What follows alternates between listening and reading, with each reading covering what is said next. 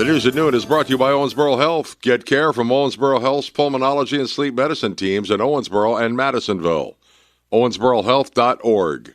Indiana Governor Mike Braun announced the launch of Qualys Engineered Plastics. It's a new custom plastics compounding operation in Evansville. Qualys will operate on Lynch Road in a facility that's been in the plastics manufacturing industry for more than 50 years. Qualys is actively hiring. If interested, apply with them directly or visit the Qualys website.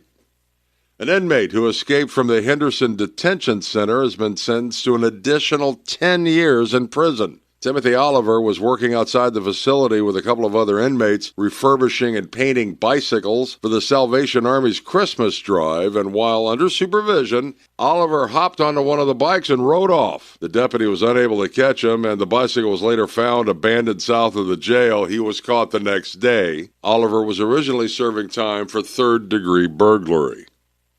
And Stephanie Higgins and Chris Fleming of the Potter's Wheel were on the Wiki Morning Show. Potter's Wheel provides kids and families support on the South Side. We're getting ready to dive back into after-school programming for all of our K through high school kids, as well as our pre-kindergarten learners. But we have started a tutoring program. We piloted it this summer.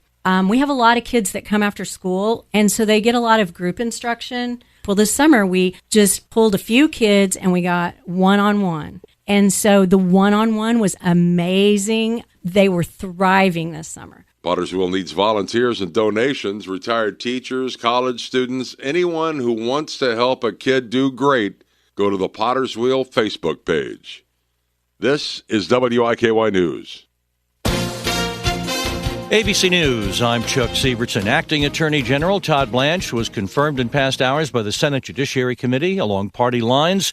He can only afford to lose 2 senators in the next vote, says ABC's Catherine Faulders in Washington. He still does have a challenge with the full Senate. He will likely get through, but that doesn't mean it's going to be smooth sailing between now and presumably Saturday night is when that full vote for Blanche, at this point at least, will likely be. What started as a boil water advisory because of a pump station outage is now being investigated as a cyber attack in Clayton County, Georgia, says local media.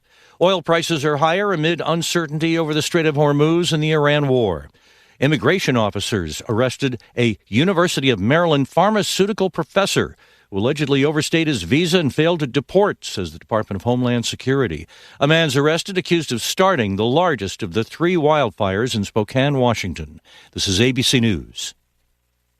If you haven't switched to Pure Talk because you're not sure their coverage is every bit as reliable as Big Wireless, why not take them for a test drive? For a limited time, Pure Talk is offering any of their plans for just $15 a month for the first 3 months, including their top-tier unlimited data plan. No contracts, no commitments. Just a great deal on a high-speed network with unlimited data from an American wireless company.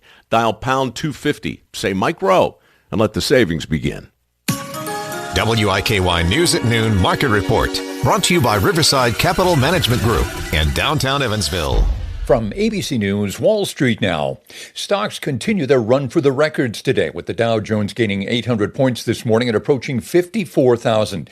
The S&P was up 1.3% going into the lunch hour. The Nasdaq was almost 2% higher. Half the states in the nation are now suing the Trump administration over the latest round of tariffs, saying they're just a replacement for the tariffs struck down by the Supreme Court. But the latest round of import fees is being issued under a different law. The National Association of Realtors says home prices rose in 80% of metro markets during the second quarter of 2026. That's up from 71% in the first quarter. 5% of the cities recorded double-digit home price gains. And we're barely into August, but fans of fall are preparing for the return of the pumpkin spice latte at Starbucks. The coffee giant says that fan favorite will be back August 25th. Rival Dunkin', meanwhile, has announced the return of its fall pumpkin menu on August 19th. Jim Ryan, ABC News.